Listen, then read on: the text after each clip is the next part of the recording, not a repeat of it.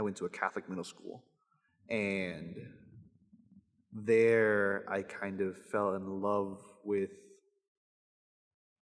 the idea, just going based off of like my first religion classes. I was like, I need to do this. I need, when I began to discover my faith in middle school, um, it kind of, it was almost like a faucet that had opened the whole way.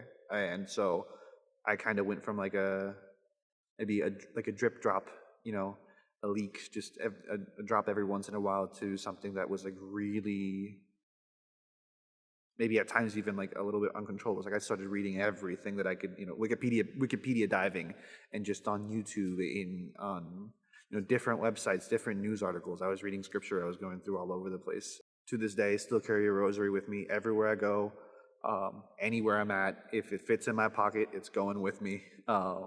It wasn't always the popular thing to do, and it kind of got some looks, but I think, the thing about it is it's not for other people. It's for me. It's grounding, it's centering, and it's a good reminder. It's like anytime I reach in to grab my keys, to grab my phone, to grab my wallet,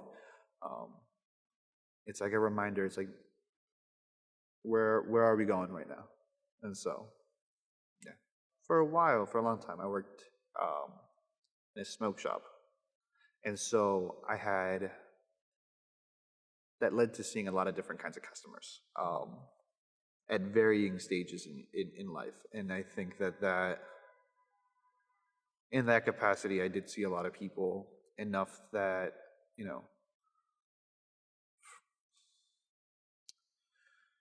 you see a lot of different people in a lot of different walks in life. Occasionally, like, we would even get like a priest coming in just to get a cigar for some sort of celebration, right? Or you would get like the party goer, which was going through some other stuff. I in that capacity, I saw people break up. I saw people get together. I saw everything,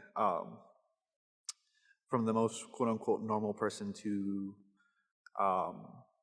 the addicts who would come in, and you can tell the difference in attention, the difference in how things worked, and the approach of how you learn to deal with this, and you learn to kind of how to figure out how to approach people, and enough that and I'm just remembering specific instances where it's like it gave me a lot of insight to the things that people go through.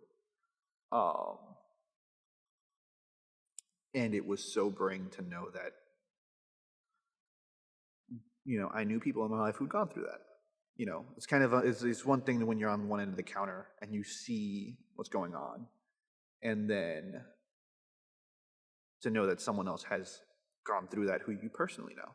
When you have a customer come in and tell you that the person that they used to come in with, right, like a set of customers, right, died of an overdose.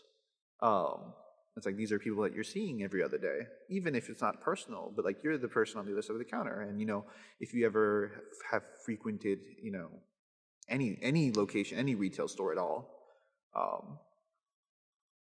that becomes very sobering.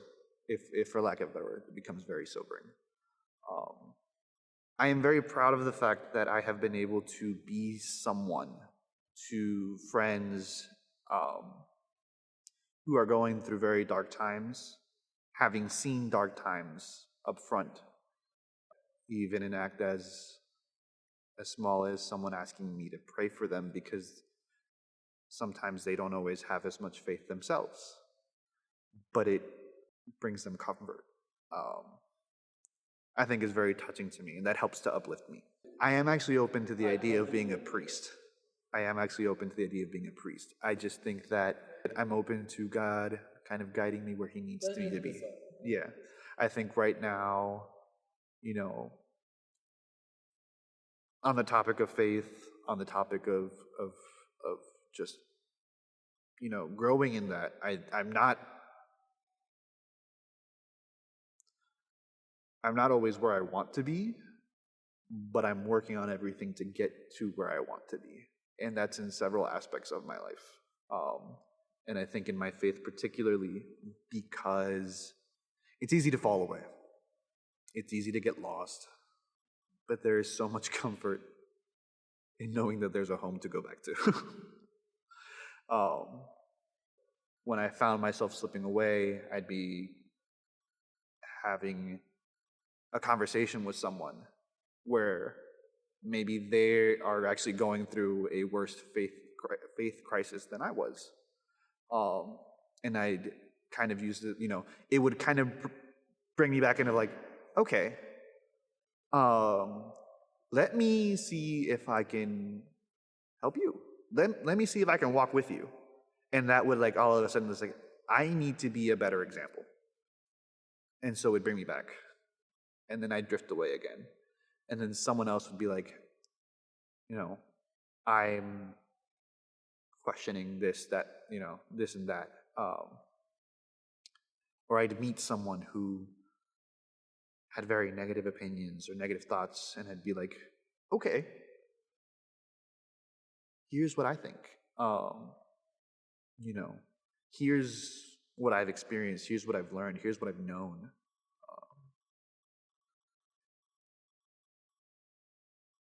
And it makes it, it makes it a good connecting point. And so that's where I think God meets me, is he gives me the opportunity to talk to someone else and see,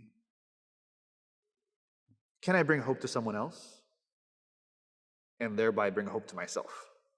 I found God through fascination, and he found me through maybe application, kind of like I've learned so much, and then I kind of drift away. But here's the occasion to actually be able to put that into use. You are loved by God. And I think that once we know that,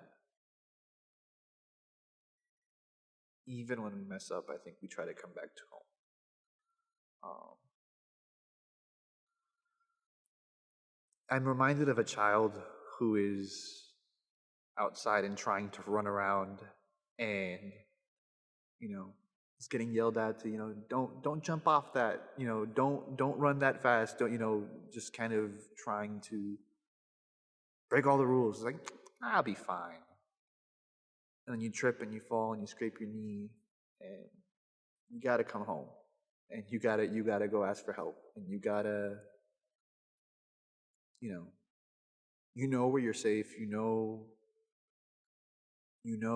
That when you go back,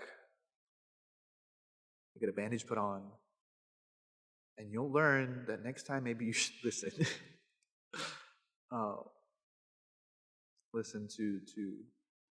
Listen to what you're supposed to do, and be more careful about it.